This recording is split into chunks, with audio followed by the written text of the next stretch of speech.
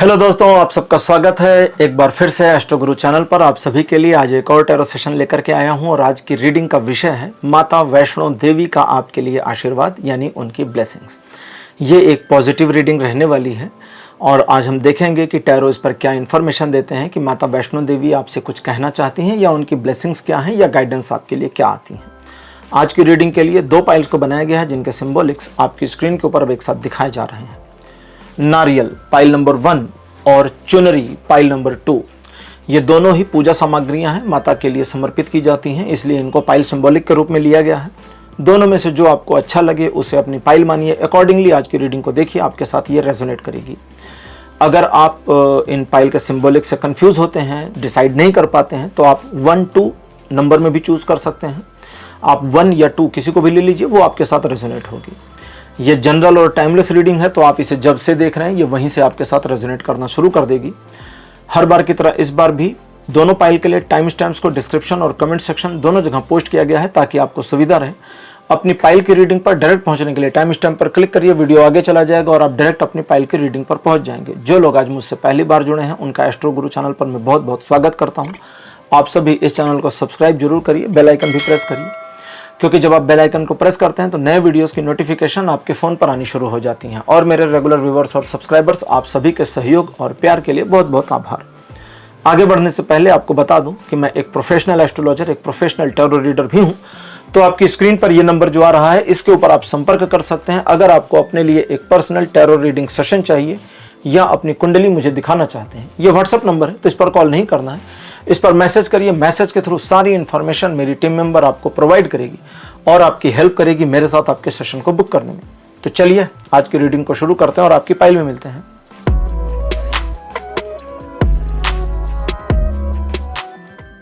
Hello पाइल number 1, आप सबका स्वागत है आपकी रीडिंग में। आपने नारियल को चुना था, मेरे बगल में उसे लगा दिया गया है।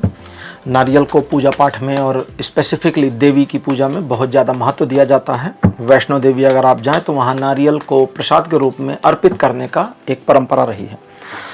शुरू करते हैं। पाइल नंबर 1 आपके लिए कार्ड नंबर 1 यानी पहला कार्ड अपीयर है 9 ऑफ पेंटिकल्स। सेकंड पोजीशन पर आपके लिए है page of swords. Card number 3 आपके लिए है 5 ऑफ कप्स। फोर्थ पोजीशन पर आपके लिए है 9 ऑफ सोर्ड्स और अंतिम कार्ड आपके लिए है द चैरियट। जीवन में एक ऐसी सिचुएशन जिससे आप स्वयं को बाहर निकालना चाहते हैं और आपको अगर चमत्कार मिल जाए या आपको देवी की ओर से एक ऐसा महिमा मिल जाए कि भाई एक चमत्कार आपके जीवन में आ सकता है, तो आप चाहेंगे कि वर्तमान में तो इसी समस्या से छुटकारा मिल जाए या हम एक पॉजिटिव सिचुएशन में इस समय आ जाएं। ये नकारात्मकता के पीछे थोड़ा अगर हम देखते हैं तो सिचुएशन में मतलब जैसे कहते हैं ना, परिस्थितियां ही निगेटिव हुई ऐसा दिखता है, जिसमें आपकी उतनी गलती नहीं दिखती। लेकिन परिस्थितियां जब निगेटिव हो जाएं या हो जाती हैं, पाइल नंबर 1 आपके जीवन में, अब ये आपके जीवन के ओवरऑल के बारे में है। जब आपके जीवन में परिस्थितियां निगेटिव होती हैं, पता नहीं क्यों आप निगेटिव को पकड़कर बैठ जाते हैं या बैठ जाती हैं। तो निगेटिव को पकड़ना बंद करिए। आपके अंदर क्षोभ, गुस्सा, क्रोध, कुछ मामलों में घमंड और बदला लेने की जो प्रवृत्ति आती है उससे आपको छूटना पड़ेगा। उनका आशीर्वाद आज क्या है हम यही समझना चाहेंगे। तो सबसे पहली चीज ये है कि आप अपने मन में अपने द्वारा चल रही नकारात्मकता को हटा दीजिए, क्योंकि कभी कभी आप दूसरे के ऊपर नाराज होकर, दूसरे की बातों से आहत होकर उसके बारे में ऐसे परसेप्शंस बनाते हैं और कहते कभी कभी तो आपको पता भी नहीं होता, आपसे कोई झगड़ा भी नहीं हुआ, आपने बस बैठे बैठे अंदाजा लगा लिया कि यार फलाने पर्सन हमारे बारे में निगेटिव हैं। फलाने पर्सन का आता पता नहीं है लेकिन आपने सोच लिया, ठीक, किसी भी वजह से। तो कहते हैं कि उस चीज पर अपने मन को निगेटिव करना बंद करिए। लेकिन यहां पर ध्यान यह भी दीजिए कि आप आंखें बंद करके किसी पर भरोसा नहीं करिए, जरा विश्वास करने में कंजूसी करिए। तीसरा, देवी का संदेश आपके लिए आज ये है कि आपके जीवन में वर्तमान संघर्षमय स्थितियों से आपको छुटकारा भी मिल जाएगा, लेकिन आने वाले समय में जो चुनौतियां आपके लिए हैं वे आपको और निखारने का काम करेंगी। आप अपने जीवन में एक उपलब्धि को दर्ज कर चुके या कर चुकी हैं, लेकिन आप अपने जीवन में दोबारा या पुनः उस उपलब्धि को या उस तरह की उपलब्धि एक वैल्यू को बनाने में नाकाम रहीं और उसका मलाल आपको अभी भी रहा है। आप अपने पास्ट को लेकर के अपनी गलतियों का एक समझें तो लिस्ट बना सकते हैं और आप लिस्टिंग करने के इस काम से अपने आप को अब हटा लें। दैट मीन्स आपको अपने मन को और ज़्यादा निगेटिव करने से बचना चाहिए, अपने मन में और ज़्यादा नकारात्मकता लाने से बचना चाहिए, मन को और पॉजिटिव करना चाहिए, क्योंकि जितना आप पॉजिटिव करेंगे आपका करेज उतना बढ़ेगा। कई बार ऐसा हो जाता है कि आप सिचुएशन को समझते हैं, समझती हैं, आप जानते हैं उसमें मुझे क्या करना है, लेकिन आप अपनी हिम्मत नहीं जुटा पाते कि मुझे ये करना ही चाहिए। और उस मोमेंट में जहां आपने हिम्मत दिखाई, बाद में आपको पता चलता है कि ये मोमेंट ही गलत था, यहाँ नहीं करना था। आगे बढ़ते हैं। आज के हमारे ओरेकल डेक है ओरेकल ऑफ योगिनीस, यानी जो योगिनीस के कार्ड हैं वो हमारे पास अपीयर हैं। अब देखते हैं कि योगिनीस आपके लिए क्या इन्फॉर्मेशन देती हैं। पहला कार्ड आपके लिए है अशोभ्य पदा, दूसरा कार्ड आपके लिए है पिंगला पद, कार्ड नंबर 3 आपके लिए है लावनी पद, और 4th नंबर पर आपके लिए है हाई पद, और अंतिम कार्ड आपके लिए है तारिणी पद। तो 5 कार्ड्स हमारे पास अपीयर हो चुके हैं 64 योगिनी कार्ड से। सबसे पहले आप एक छोटी सी चीज को यह समझें कि आप अपने मन को जितना सकारात्मक करते हैं चीजें उतनी पॉजिटिव मूव करती हैं, और जितना आप नेगेटिव करते हैं चीजें उतनी नेगेटिव मूव करती हैं। ये बिल्कुल मिरर की तरह, दर्पण की तरह रिफ्लेक्शन है। जैसे जिन लोगों के बारे में आप अपनी सोच को पहले के मुकाबले अब परिवर्तित कर चुके या कर चुकी हैं, आपने ध्यान दिया होगा उनकी सोच भी आपको लेकर परिवर्तित ही मिल रही है, तभी आपका तालमेल बना है। आप अपने परसेप्शन बनाने से बचें, क्योंकि समस्या सबसे बड़ी है कि आपका अपना परसेप्शन चीज़ों को खराब करता है। जैसे आप सोचते हैं कि मुझे ये करना चाहिए, लेकिन नहीं करते। समय बीतने के बाद आपकी समझ में आता है कि यार यही करना था, ठीक। और उन मोमेंट्स में जहां आपको पता होता है कि यार ये नहीं करना चाहिए और आपने वो किया, और बाद में फिर आपको समझ में आता है कि ये नहीं करना चाहिए था, है ना। ये वो वाला मामला है कि लाल वाला बटन दिख रहा है, हाँ दबा दिया, बोले नहीं दबाना था। देवी के साथ आपकी कनेक्टिविटी पहले के मुकाबले कमजोर दिख रही है। अब यहां हम अध्यात्म की बात कर रहे हैं, क्योंकि देवी इस चीज की ओर इशारा करती, कहती पहले के मुकाबले कनेक्टिविटी कमजोर है, तुम मुझे समय नहीं दे रहे, ऐसी शिकायत दिखती है। आप उनकी अर्चना, वंदना, प्रार्थना, स्तोत्र, है ना, या भजन कीर्तन, इस तरह की चीजों में पास्ट में इन्वॉल्व थे या थी। अगर डेली नहीं थे तो अकेजनली थे, लेकिन अब उस अकेजनली को आपने डिजिटाइज कर दिया होगा, मुझे ऐसा लगता है। क्योंकि देवी का अब यहां 2 परसेप्शन दिख रहा है, एक उनका कि भाई आपकी कनेक्टिविटी कमजोर, दूसरा आपका दिखता है कि हम तो पूरा कनेक्ट है ना। आपका भी परसेप्शन आ रहा है कि भाई हम तो पूरा कनेक्ट। तो मेरा मानना है, अब मैं अपना बता रहा हूं, यहां रीडिंग नहीं, मैं अपनी ओर से बोल रहा हूं, भाई अंदाजा मार रहा हूं ना, गलत हो सकता है, सही भी हो सकता है। मुझे लगता है डिजिटाइज कर दिया होगा कि भाई पहले हम देवी की स्तुति गा लेते थे, अब तो हम बजा देते हैं, हैं? पहले सप्तशती पढ़ लेते थे, अब तो हम बजा देते हैं कि भाई चलने लगो। तो वे चाहती हैं कि आप उनके साथ इंटर कनेक्ट हो जाएं, क्योंकि जो कुछ बज रहा है वो बाहर है। तिब्बती मंदिरों में अगर कभी आपने कुछ मूवीज वगैरह में देखा होगा तो डंडे पर ऐसे घंटियां बंधी होती है और कुछ गोल गोल रहता है, चलते हैं तो हाथ से उसको घुमाते जाते, तो वो गोल गोल घूम जाता है, ऐसे एक चक्कर घूम जाता है। या कभी आपने तिब्बत के कुछ देखा होगा लामा वगैरह को, तो वो हाथ में एक लिए होते हैं बच्चों के खिलौने जैसा, और उसको ऐसे घुमाते रहते हैं। मान्यता है उनकी, मैं इस पर क्वेश्चन नहीं कर रहा, उनकी मान्यता है कि उस पर मंत्र लिख दिया गया है, और अगर आपने एक चक्कर घुमा दिया तो एक मंत्र हो गया, बोलने की जरूरत नहीं है, इंस्ट्रूमेंट को इस्तेमाल कर लिया, ठीक। अब ये उनकी मान्यता है। तो लेकिन अगर एक चक्कर हो गया, चलिए मान लीजिए एक चक्कर हो गया, ठीक है, लेकिन अंतर्मन ने तो उस मन का जाप नहीं किया, हाथ ने घुमा दिया, हाथ ने मंत्र को जप कर दिया, हाथ ने कर दिया, लेकिन हमने नहीं किया ना। हम अलग है, वो अलग है, दोनों अलग है। जैसे आपको कहा जाए, कई बार सुना होगा, कहते हैं कि मेडिटेशन करिए तो ओमकार का जप करिए, बैठ जाइए, ओम बोलिए, है ना। ओम एक शब्द है जिसका उच्चारण करना बहुत पॉजिटिव होता है। अब अगर कोई मुझसे पूछे कि भाई क्या सचमुच ओम को उच्चारण करने से ही ओम का उच्चारण होगा, तो मैं कहूँगा नहीं, ओम तो ब्रह्मांड में व्याप्त है। क्योंकि एक ऐसा साउंड, एक ऐसी आवाज जो कहीं नहीं से आती है, उसका कोई सोर्स नहीं है। अगर किसी चीज का कोई सोर्स है, जो जन्मा है वो नष्ट हो जाएगा, किसी का सोर्स है तो खत्म भी होगा। भाई सोर्स है तो खत्म होगा ना। मैं बोल रहा हूं, मेरे मुख से आवाज निकल रही है, तो यहां से निकली है, मेरे सोर्स से निकली है, तो कुछ मीटर तक जाएगी साइंस के अकॉर्डिंग, उतने मीटर से आगे नहीं जा सकती, बात ही खत्म हो गई। वो सोर्सलेस है, जिसका सोर्स ही नहीं है आप उसे खत्म नहीं कर सकते। तो ओंकार खत्म नहीं हो रहा, तो दैट मीन्स कि मंत्र को अगर हम किसी इंस्ट्रूमेंट से बजा देते हैं, एक चक्री घुमा देते हैं मंत्र की, ठीक, तो वो बाहर है, वो हमें आउटर लेयर पर भले बेनिफिट्स दे रहा हो, लेकिन इनर लेवल पर नहीं देगा। अगर हम YouTube से देवी की स्तुति चला देते हैं, देवी का एक स्तुति गान पढ़ा देते हैं, सप्तशती चला देते हैं, तो ऐसा नहीं कि उसका लाभ नहीं मिलेगा। अब जैसे अभी यहां पर क्वेश्चन हो जाता ना कि फिर क्या करें, हम ये सब ना सुना करें क्या? नहीं, बिल्कुल सुनिए, बिंदास, झकास। लेकिन ये बाहर है। नवरात्रों में जब आप जाते हैं, नवरात्र में देखिए दुर्गा जी के मंडप लगते हैं, आप घर से निकल गए अच्छे कपड़े पहनकर, मन में भक्ति भाव लेकर, देवी जी के गाने बजते रहते हैं, हम गुनगुनाते चलते रहते हैं। लेकिन वो गुनगुनाना सिर्फ आउटर लेयर पर होता है, वो अंदर नहीं जा पाता, क्योंकि अंदर जाने के लिए आपको शांत चित्त बैठना होगा और बैठकर उसे खुद गाना होगा, अपने भीतर में महसूस करके। वो चीज की मिसिंग हो रही है, इसी को समझाने में इतना समय लगा। उस चीज की कनेक्टिविटी आपको रिक्रिएट करनी है, रीजनरेट करनी है, फिर से बनाना है। अब उसमें देवी कहती हैं कि तुम चाहो तो इसे साप्ताहिक कर लो, शुक्रवार का दिन सबसे अच्छा रहेगा। यहां पर रीडिंग में आता है शुक्रवार का दिन सबसे अच्छा रहेगा, सुबह का समय उत्तम है, रात को सूर्यास्त के बाद के समय को प्रयोग में लिया जा सकता है। रात को सूर्यास्त के बाद का, अब संध्या वेला के लिए उन्होंने मना किया है, संध्या वेला को दीपक वगैरह जला दीजिए, बात खत्म।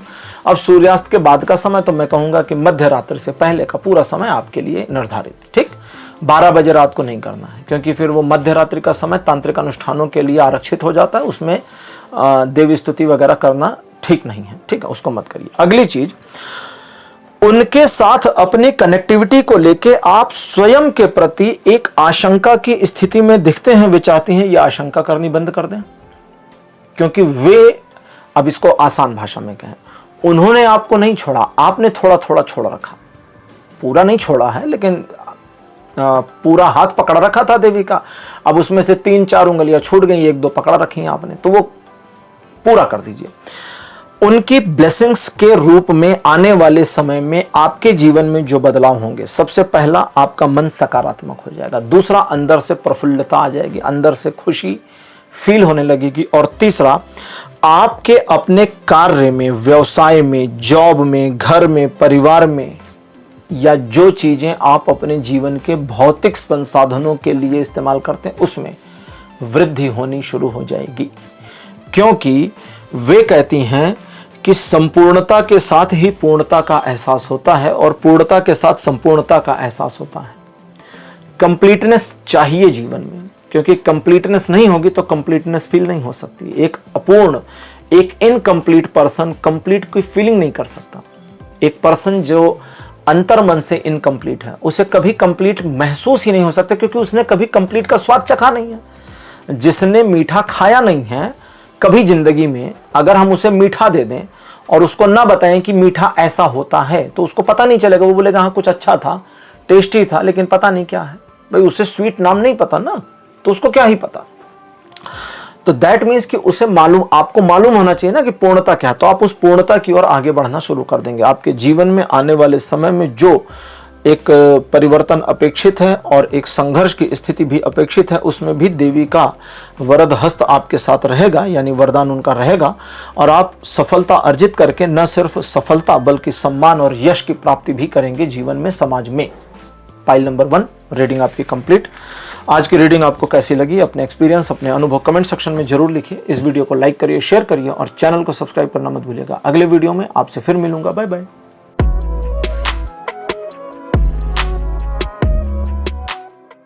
हेलो पाइल नंबर 2, आप सबका स्वागत है। आपकी रीडिंग में आपने चुनरी को चुना था एज अ पाइल सिंबॉलिक, मेरे बगल में लगा दी गई है। चलिए रीडिंग को शुरू करते हैं और देखते हैं कि आपके लिए आज रीडिंग क्या कहती है, कि माता वैष्णो देवी का आपके लिए क्या आशीर्वाद है। पहला कार्ड आपके लिए page of cups. Second position पर knight of wands, card number 3 है द मैजिशियन। फोर्थ पोजीशन पर 4 ऑफ वॉन्ड्स और अंतिम कार्ड आपके लिए है 5 ऑफ सॉर्ड्स।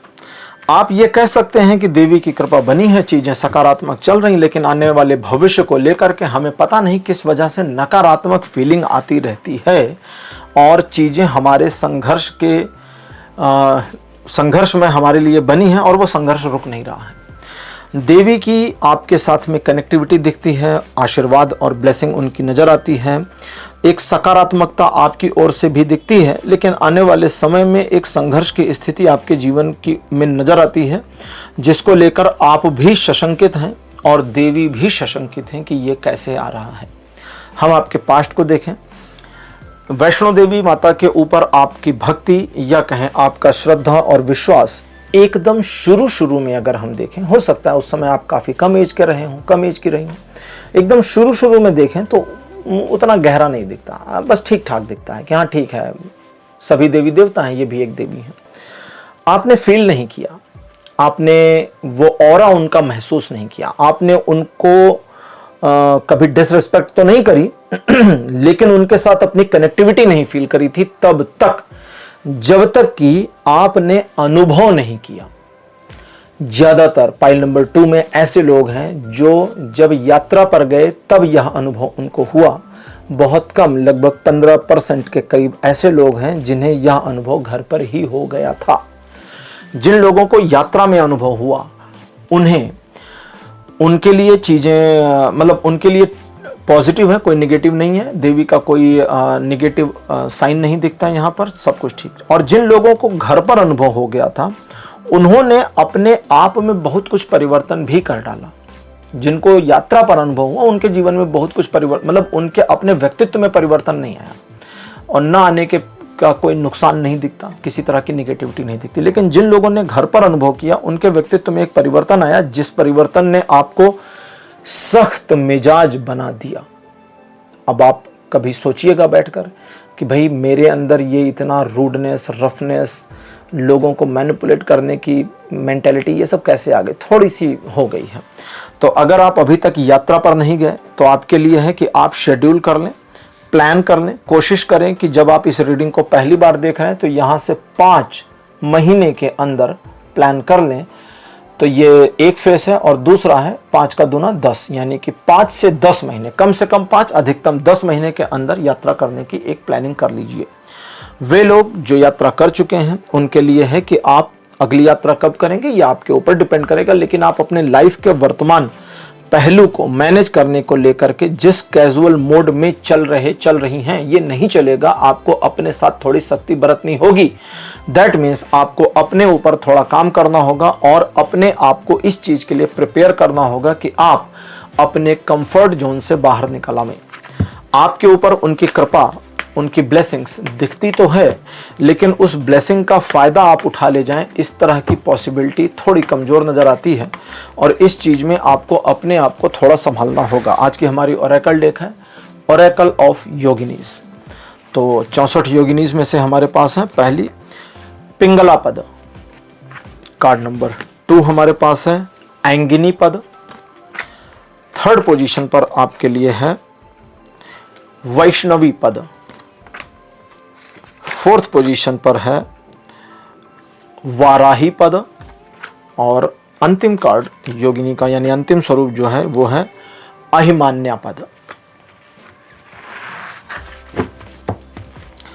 जब तक आप स्वयं में एक ट्रांसफॉर्मेशन के लिए तैयार नहीं होते, ईश्वरीय शक्तियां या देवी की शक्ति आपके जीवन को ट्रांसफॉर्म नहीं कर सकती। अगर आप वरदान पाने के लिए इच्छुक नहीं हैं तो ईश्वर का वरदान काम नहीं आ सकता। आपको ग्राही होना होगा। मैं आपको कोई चीज दूं कि ये ले लीजिए और आप हाथ बांध कर खड़े हो जाएं कि नहीं हम तो नहीं छू रहे, हम तो पकड़ेंगे भी नहीं, तो वो चीज आपके पास जाएगी कैसे? समझिए इसको ना, हमें स्वीकार करना होगा। उनकी ब्लेसिंग हो वो भी स्वीकार करना होगा, हमें ओपन होना होगा उस ब्लेसिंग के लिए, तभी हमें मिलेगी। तो आप अपने मन में स्वयं के अंदर एक परिवर्तन के लिए थोड़ा तैयार हो जाएं, अपने मन को एक पॉजिटिव एंगल, पॉजिटिव वे में ले आएं और इस चीज के लिए स्वयं को अलाइन करें कि देवी वैष्णो देवी आपके जीवन को जिस ढंग जिस दिशा से चला रही हैं, चलाएंगी, ले जा रही हैं, ले जाएंगी, उसे ले जाने दीजिए। यानी आप आने वाले भविष्य की चिंता छोड़ दें। इसे करेंगे कैसे? आने वाले भविष्य की चिंता छोड़ दें, वर्तमान को मैनेज करने पर फोकस कर दें। और उन मामलों में जहां आपको आने वाले भविष्य में एक श्योर शॉट, एक कंफर्म परेशानी नजर आ रही है, उस परेशानी के सापेक्ष वर्तमान को ही मैनेज करने पर ध्यान दें कि भाई आने वाले समय में बाढ़ आएगी, हमारे घर में पानी घुस जाएगा, ये तो भविष्य है, हमें अंदाजा हो गया कि संघर्ष है। तो वर्तमान में क्या कर सकते हैं? हम घर के बाहर कुछ ऐसी व्यवस्था कर सकते हैं कि बाढ़ का पानी अगर 1 फीट की ऊंचाई पर हो, 2 फुट की ऊंचाई पर हो तो थम जाए, रुक जाए। हम ड्रेनेज सिस्टम को बेटर कर सकते हैं, कई चीजें कर सकते हैं ना। तो ये उस तरह से करने की कोशिश करनी है। दूसरा, स्वयं को जज किए बिना, अपनी कमियां और अपने दोष को ढूंढे बिना स्वयं को जैसा है वैसा स्वीकार करना भी बहुत बड़ी प्रगति हो जाएगी आपकी अपने जीवन में।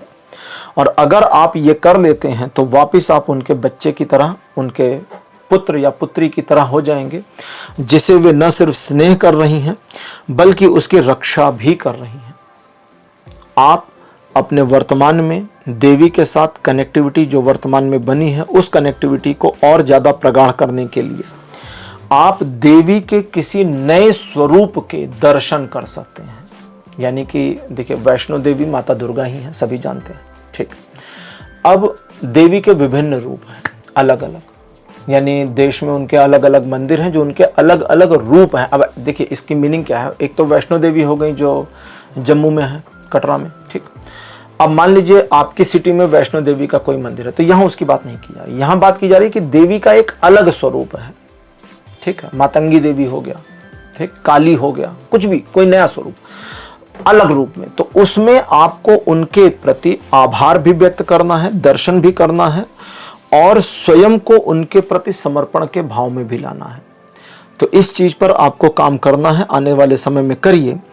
अगर आप देवी के एक स्वरूप, अब यहां पर आपके लिए आता है कि, रुको 1 मिनट, मैं एक्चुअली स्पेसिफिक नहीं करना चाहता क्योंकि भारत भर में लोग देखते हैं और कई बार हो जाता है कि भाई मैंने बताया और कोई लोकेशन किसी के लिए बहुत दूर है, ठीक है, पता लगा 3000 किलोमीटर दूर जाना पड़ जाए तो फिर समस्या हो जाएगी ना। तो थोड़ा आसान करने की कोशिश करता हूँ, तो मैं देखता हूँ कि एग्जैक्ट वही है या अल्टरनेट चलेगा, ठीक है।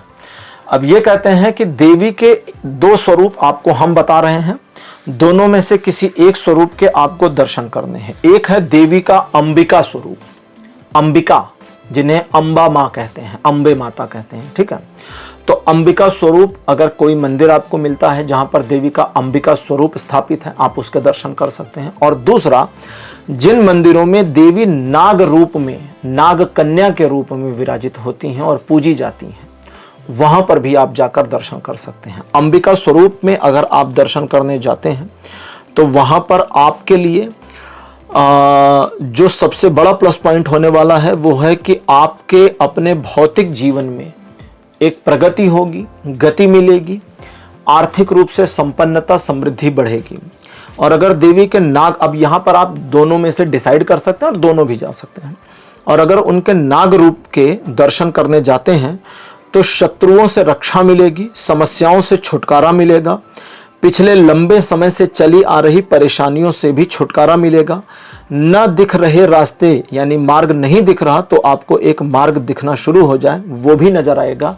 लेकिन अगर आप उनके नाग रूप यानी नाग कन्या रूप के दर्शन करने जाते हैं तो इस बात का जरा ध्यान रखिएगा कि आप उनके बारे में थोड़ी सी पहले जानकारी कर लें। मतलब अब जैसे मान लीजिए आप एक एग्जांपल लेते हैं। मान लीजिए आपने सोचा कि यार हम मनसा देवी चले जाएं हरिद्वार में, नाग कन्या के रूप में, तो ठीक है चले जाइए, लेकिन पहले थोड़ी जानकारी कर लीजिए, गूगल कर लीजिए मनसा देवी हैं कौन, स्थापित कैसे हुई, उनका महात्म क्या है, उनका स्वरूप क्या है, कौन है। अब ऐसे नहीं कि बस चले ही गए। अंबिका देवी को तो सभी जानते हैं, शायद इसीलिए यहाँ इन्फॉर्मेशन नहीं आई, लेकिन नाग रूप के बारे में इन्फॉर्मेशन थोड़ी सी कम होती है जनरल वेज में। तो थोड़ा जानकारी कर लें, उसका आपको लाभ मिलेगा।